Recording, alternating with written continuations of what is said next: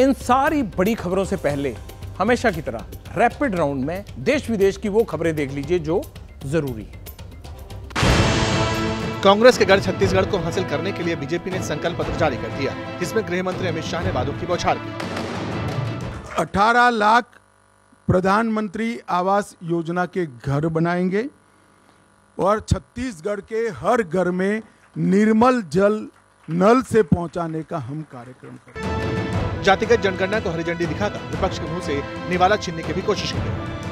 Bharatiya Janata party ने कभी इसका विरोध नहीं किया है, परंतु बहुत सोच समझकर निर्णय करना पड़ता है, उचित समय पर हम बताएंगे। यही नहीं, राम नाम से अपने भाषण की शुरुआत कर ये भी एहसास दिला दिया कि बीजेपी का राम मंदिर से रिश्ता क्या। राम मंदिर की प्राण प्रतिष्ठा की तैयारी के बीच ओवैसी ने फिर इस मुद्दे पर कांग्रेस को घेर दावा किया कि बाबरी मस्जिद तोड़ने में कांग्रेस ने मदद की थी। बाबरी मस्जिद की डिमोलिशन और शहादत में कांग्रेस का भी बराबर का हिस्सा है।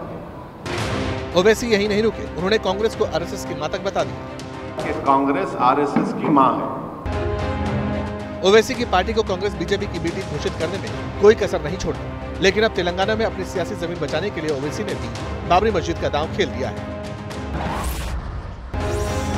राजनीति के मैदान में उतर सकती हैं एक्ट्रेस कंगना रनौत। अपनी फिल्म तेजस की रिलीज के बाद द्वारकाधीश मंदिर में मत्था टेका और ये बयान दे दिया, आप लोकसभा चुनाव लड़ेंगे, श्री कृष्ण की कृपा रही तो लड़ेंगे।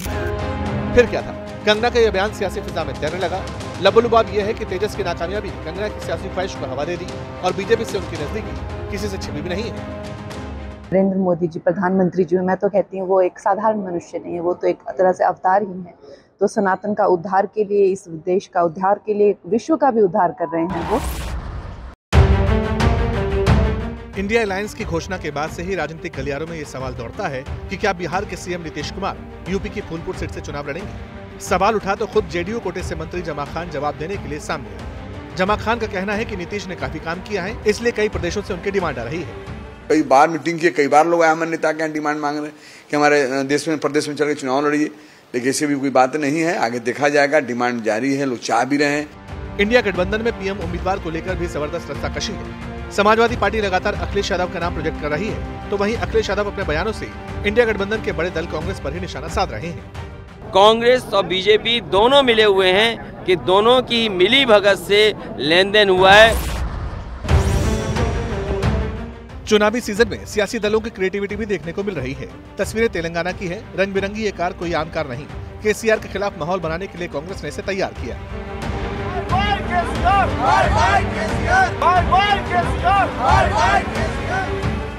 दरअसल कांग्रेस ने इस पिंक कार को हैदराबाद में गांधी भवन के बाहर डिस्प्ले के तौर पर खड़ा किया।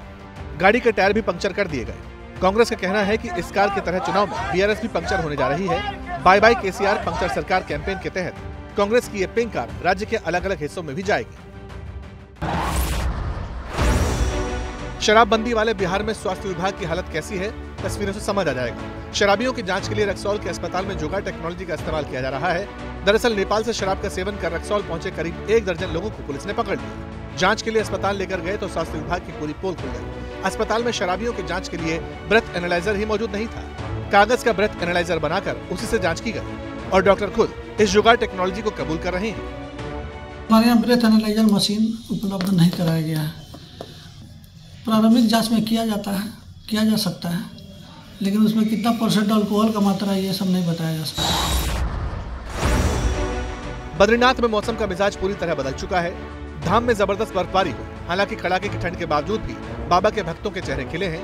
आपको बता दें कि 18 नवंबर को बद्रीनाथ धाम के कपाट बंद कर दिए जाएंगे।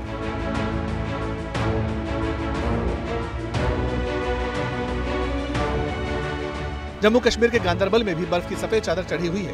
बर्फबारी के चलते ट्रकों की लंबी कतार लगी है। जो जिला पास पर 5 से 6 इंच बर्फबारी हुई। भारी स्नोफॉल की वजह से यात्रियों को परेशानी उठानी पड़ रही है। चीन ने एक बार फिर दुनिया को चौंका दिया है। दरअसल चीन का दावा है कि शेंझोउ 16 में सवार चीनी एस्ट्रोनॉट्स ने तियांगेंग अंतरिक्ष स्टेशन में सब्जियां उगाई। दावा है कि चाइनीज एस्ट्रोनॉट्स ने अगस्त में टमाटर और हरी प्याज उगाने के साथ अपने दूसरे ऑपरेशन को पूरा किया था। इससे पहले जून में लेट्यूस के 4 बैच काटे गए थे। चीनी रिसर्च और ट्रेनिंग सेंटर के रिसर्चर यांग रेंस का कहना है कि अंतरिक्ष में सब्जी की खेती पर्यावरण और जीवन के लिए एक महत्वपूर्ण हिस्सा है। चीन का फोकस भविष्य में अंतरिक्ष में बड़े पैमाने पर खेती करने पर भी है। जब सियासत के शोर में खबर खोने लगे, जब सूचनाएं कम, हंगामा ज्यादा होने लगे, तब जरूरी है संविधान के पन्ने पलटना, खबर की तह हटाकर आगे निकलना। मगर ये करेगा कौन? इसलिए अब टूटेगा मौन, जिसे मालूम है सियासत की बिसात, जिसने देखी है सत्ता की शह और मार।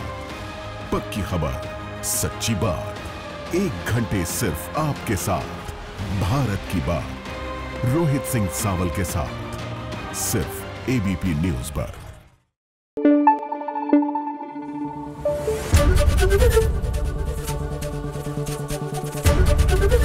एबीपी न्यूज आपको रखे आगे।